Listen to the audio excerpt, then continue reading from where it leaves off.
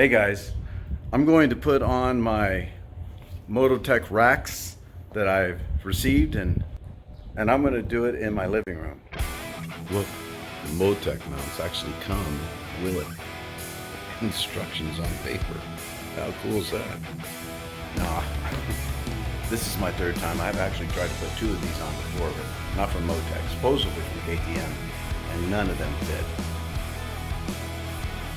Let's check this one out and see if this one fits. I'm hoping it does, finally.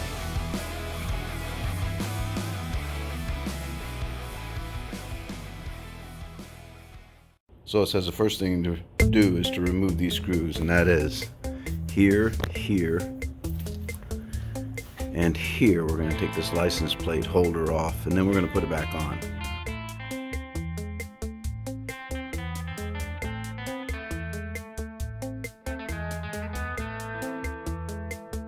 Now on my KTM 2021, there is a nut on the back side of the screw for the license plate holder. So we're going to need a wrench as well as a Phillips. Now I always like to put the screws when I can back where I got them from. That way when I go put it back together, I know I don't have to go looking for them. Now these screws, which I need to remove this plate, are a T25.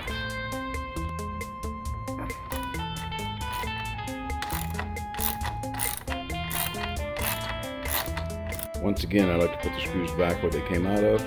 This is what it's going to look like after you remove the license plate holder. I'm going to take these two screws off next, and then we're going to begin the installation process. Now, the first thing we're going to do is attach the crossbar that goes in the rear of the motorcycle. We're going to use the original screws and put it and the license plate holder back on. We're going to want to use some Loctite on this. Now this rear, it's going to go on like this rear bracket or brace, and then the license plate holder will go over it. Now it's important that you don't tighten these screws down until you have the entire assembly together, so that you can make the little minor adjustments. Once you have everything assembled, then you can go around and tighten everything up. So for me, I'm just going to hand tighten these, and then once I feel that they're starting to snug up, I'm going to back them off a turn. Don't forget to put some medium Loctite on there. Now that this is on, you can see I have some movement here for adjustments. I'll be back to tighten this up. Okay, now we're going to insert the slide nuts on both sides of the vehicle into the shown openings here and here and here, and mount these side brackets. Now this is pretty cool. This is a nut they have provided. This slides right in here, so that we can attach part of the side mounting bracket to it. How cool is that? On the back part of this, there's going to be a spacer that's going to go in here, but just on the rear section, not on this one, and not on this one. So, this one's on. Again, don't make it too tight yet, because we still have to put the rest together, and then we can tighten everything up. But so far so good. I'm going to put the other side on. Again, I'm going to tighten it up,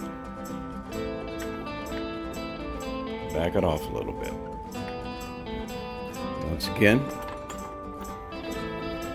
it fits really well. Now I'm an electrical contractor, so in my world everything has to be just right, otherwise bad things happen.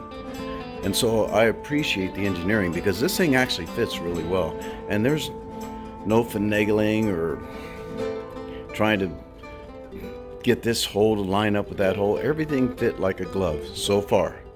So let's see. Now the next thing is to attach the mounting lugs to the passenger footrest mounts. Do not fully tighten these either.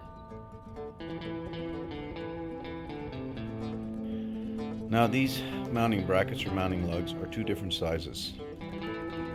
Now the bolts for these are also an Allen. Now there's a black spacer included with this, and it's going to go like this, and the remaining threads are going to be attached to the passenger foot peg mount. So our next step is to connect the side carriers to the mounting lugs, as well as the crossbar with the quick fasteners. Secure the quick fasteners with the lock washer. Now these are the quick fasteners.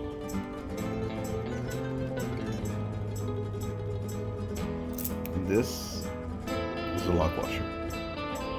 Now comes the moment of truth. How exciting.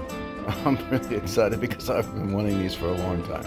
Now when you put these on, you put them in and then you take a screwdriver and you snap them in, and you heard that click that tells me that it is engaged and securely fastened.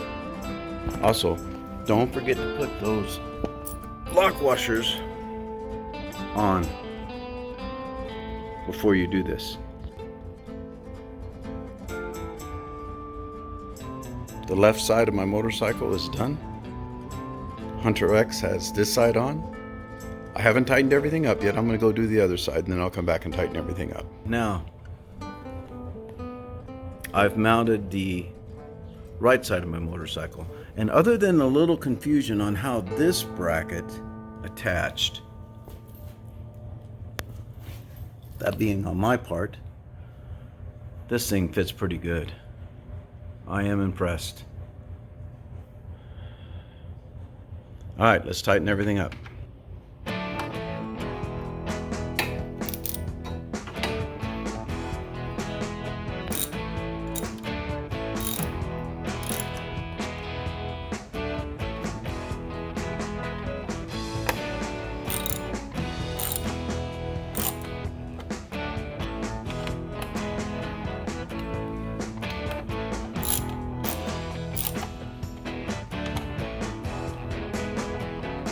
This had like brass threads that this is screwing into, so I do not want to over tighten this. Strip those brass threads out. Okay, everything is on and everything is tightened up and it fit like a glove. Now, I'm pretty happy about this because I've really wanted these for a long time, so it can actually extend, maybe go camping, some of the things I like to do. I'm pretty pleased with this product so far.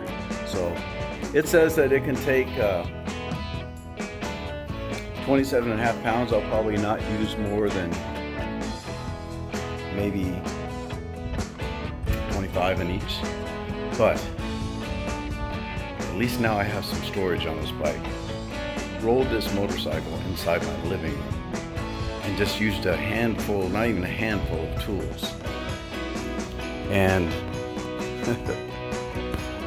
it didn't take me that long to install it. It actually looks like part of the bike. It is part of the bike. Now,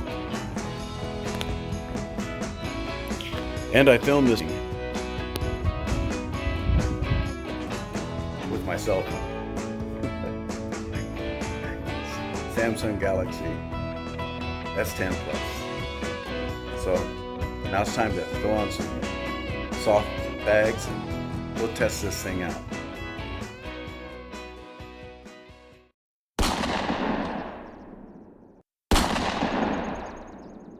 Now when I was in Anza Borrego, I was going into a restaurant to eat breakfast and I came across this adventure rider who had a BMW GS.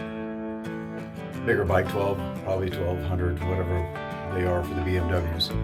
And I saw that he had all these fully loaded with bags, side bags, banners, and I went up and talked to him about it. And he actually, on his bike at the time, he had dry bags on.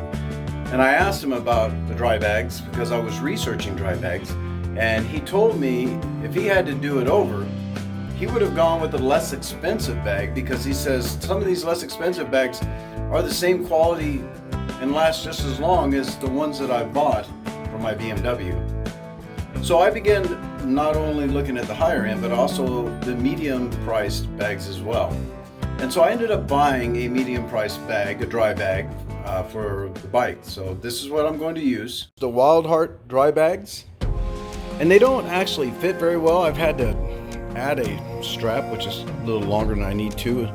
I'm gonna go down to the hardware store because this piece right here should actually reach this piece, and it doesn't. So I'm gonna, and they're supposed to Velcro together. I'm gonna get some Velcro to go from one to the other to see if that, I can eliminate this strap. I put tools and camera equipment and things I put in there. I don't want it to fall off, or I don't want it to melt. I had to put this in to keep this up off the exhaust pipe. But it wasn't on the exhaust pipe, but it had the potential to sag down on the exhaust pipe. I didn't want that. So I'm gonna try these out, and I'll let you guys know how they work. They weren't a lot of money as compared to some of them. So but if they work good, I'll let you know. I like the fact that they have these reflective things. I'm not real crazy about the blue, but I like these reflective sides right here. So I'll let you know how it all works out.